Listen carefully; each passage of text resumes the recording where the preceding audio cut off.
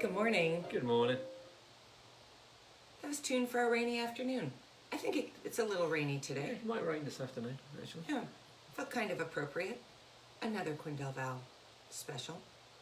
How are you? I'm good, Lola. How are you? I'm all right. It's your first day of school, Dr. Mary. Yeah, it's back to school day. Back to school you go. Haven't had my picture taken yet. Well, you haven't left the house yet. Need a lunchbox. Yeah. Luckily, you have that very masculine purple one. That is cool. If you are sending kids back to school, back to college, those kinds of things, boy, I wish you luck. Not an easy time to be thinking about sending kids and grown-ups into classrooms. I will do my bit for the college-age students. I'm going to tell my freshmen to phone them parents tonight just to say hi. Oh, that will be nice. That will be nice. Can you pull this up, please? Give me 1 second, Ted. 10th promise. My gosh, we're making our way through. Only 3 more days of this, including today. So, number 10, fear of people and of economic insecurity will leave us. So I'm curious to hear your thoughts on this because it's a little bit different than I think it is. So what are you thinking? Fear of people. One of the common underlying trends of addiction is, and it is because you're trying to hide something, you get paranoid. It's not pleasant. You start thinking people are trying to judge you. They kind of are because, you know, you're going through this habitual, and if you're not drinking, you probably smell of alcohol, or you smell different, off. No matter how much you clean yourself, there's this kind of smell about your body trying to metabolize all this stuff that's in your body. So you actually do develop a fear of people because you feel like you're always being judged. But it's easy now, 3.5 years down the road, to think, yes, you're being judged because, you know, some people are worried about you. Some people are worried about people you interact with. Some people are frustrated by you. There is a lot of frustration too. So that adds to fear of people. Now, if you can get sober or straight and stay that way, that fear does go away. There are some people that may never forgive you, but there are many that will. And that fear of people does go away. And some of it's actually fear of yourself. I was just going to ask you that. You're afraid of you for what you've become. And every addict I've talked to has said yes, but I didn't know what else to do. It's a horrible feeling. Now, that doesn't excuse, and that's not, hey, significant other, feel sorry for them. I'm not saying that, but that's what their mindset it is. It's if you can reach into that, you could help them take that first step. Because remember, it doesn't work until your addict says, I think I have a problem. Yeah. I wonder if this excuse piece of sort of, you know, it's just too scary. Oh, Sandy got her top listener badge or whatever it's called. Bravo, Sandy. I have noticed you liking things. So well done, and thanks for that. Game on, Bonnie. Yeah. Wow. Now we're going to see the comments fly. Anyway, what was I going to say? Fear of people, an excuse. I don't know. It left me. It must not have been that exciting. Not nearly as exciting as Sandy getting her top badge. What about the money piece? Again, we have been lucky. I know a lot of people, when we talk in AA, they're hiding from the doorbell because someone's coming to cut off the utilities. They're up to their eyeballs in debt. Now, we struggled, but thanks to fantastic financial wizardry from you, we were in no danger of losing the house. We weren't getting anything repossessed or anything. We just had no spare cash flow to do anything. So we were surviving, and we did survive. Could have been a lot worse. But when you start to try and be sober and you're spending less money on whatever it is that you're addicted to, it's amazing how quickly you realize that you are financially better off. You can get your electricity turned back on and the next month pay the bill. You can even end up paying in arrears for anything.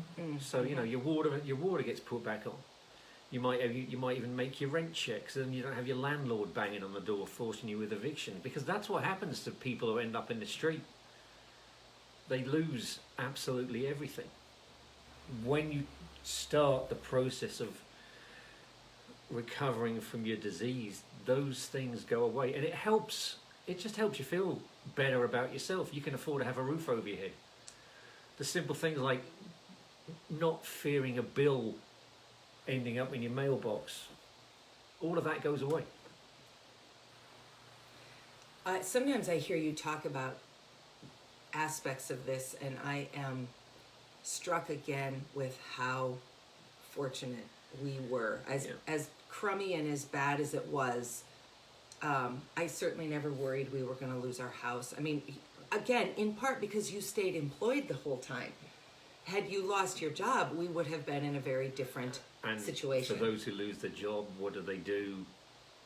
Yeah, you probably drink more. You don't really make the connection that all this is your fault in the moment, so your addiction gets worse. You know, I work really hard not to trivialize the very real aspects of addiction by talking about my special K-bar thing. But I do think that when I realized that, it helped me have a lot less judgment towards Maz and his addiction. So if I think about a pan of anything sitting in the kitchen, and I wake up in the morning and I step on the scale and the scale is high because I've eaten half a pan of whatever I've made, and I feel bad about it, do you know what I go do? I almost always go and eat more of what has put the weight on that makes me feel bad, because there's sort of a mindset of, well, I'm going to eat it anyway, so let's just get it out of the way. That's actually, you shouldn't feel bad about talking about it. That's a good analogy. Well, that's exactly that's kind of an addiction impulse. It's the same argument. Yeah. And any moment now, my mom's going to write that it's because corn syrup does a very similar thing in your brain to what alcohol does. It probably affects the pleasure center of your brain. Yeah, I think that there is a lot of scientific proof to that. Plus, my mom, the former music teacher's reading of something, so that, you know, that pretty much makes it biologically factual. Anyway, I think that it makes it easier when you can find something in your own life that you struggle with or that is a challenge, and you can relate it then to your addict's deal. So fear of people, I've never been afraid of people, but there have been times where I have not wanted to run into people. You know, like the times you think, oh, I haven't showered yet, but I'll just run to the store quick because who am I going to see? And then, you know, you see the guy you had the crush on in high school or whatever, and you just feel like, oh, I just want to die. And all you can do the whole time you're talking to that person is scream in your own head about, why did you go out without showering? Again, these are not comparable examples. But for someone who doesn't struggle with an addiction... But it's a good way to understand it. Yeah, I think you have to try to find the thing that helps you understand it so that you can be something above and beyond just purely judgmental and argumentative with your addict about it. But, again, I wouldn't blame someone for being judgmental, especially a significant other. Well, I was plenty judgmental, yeah, so, but, you know, you can't be blamed for that. Because of what you were dealing with. Yes. What I said to you last week in the middle of our interrupted live stream, I still believe is true. You're doing the best you can.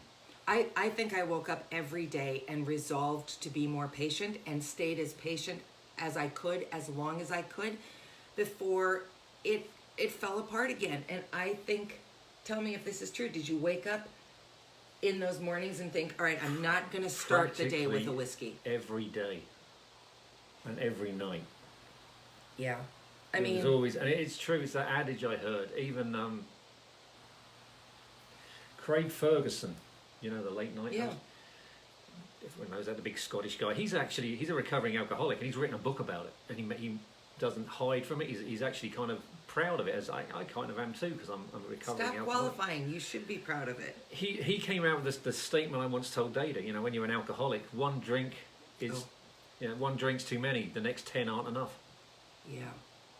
That kind of does explain it. And I never wanted at night I thought, I want another one. Oh, you have another one. And in the morning, I think, I'll try it, and it doesn't work. Yeah. So, really what I think the big takeaway from these promises is if you can take that first step to deciding that you are ready to try to get some help, that doesn't immediately lead to the good side of these promises, but the first step will take you to the next, to the next, to the next. And once you get through some of the really hard opening stuff, then these things do sort of start to fall into place. You're going to stumble. You get up again. And once you're trying to be sober, you'll be surprised that you'll have people around you that help. If you go to an AA meeting, I mean, there's loads of, does AA work or not? For me, it did. For some people, it doesn't. I'm just telling you about this as from someone who it has been successful for and continues to be. Well, and I just want to remind you something Maz said last week that I thought was really smart. You're not married to AA if you go to a meeting. Go to a meeting, and if it doesn't work for you, go to a different meeting, or get a book from the library about a different system, or seek somebody out. Here's what I believe is true.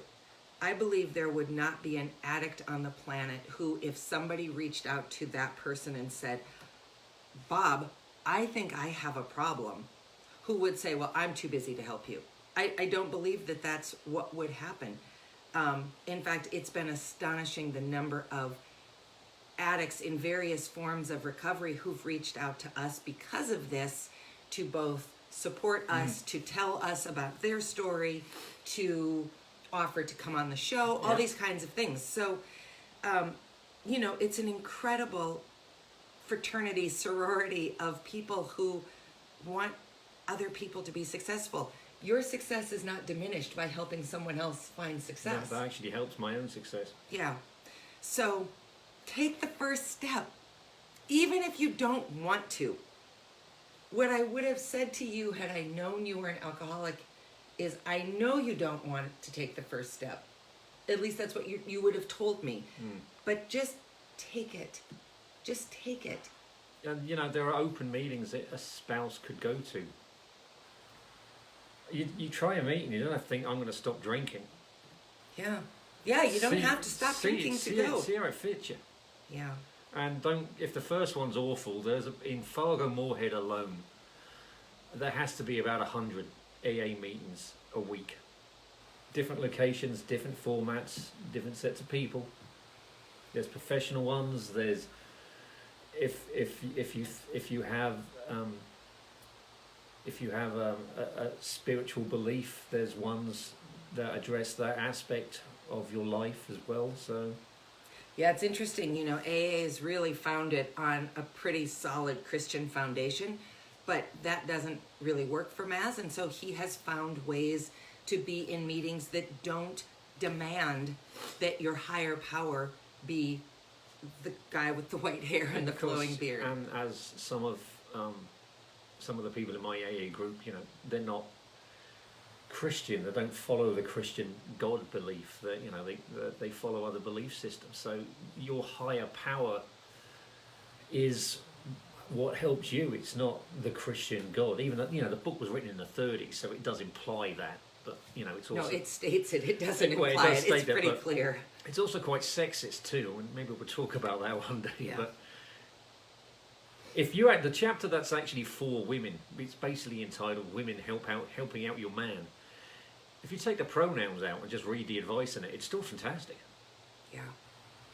Okay, take the first step today if you can. Think about getting back to being comfortable with people and money.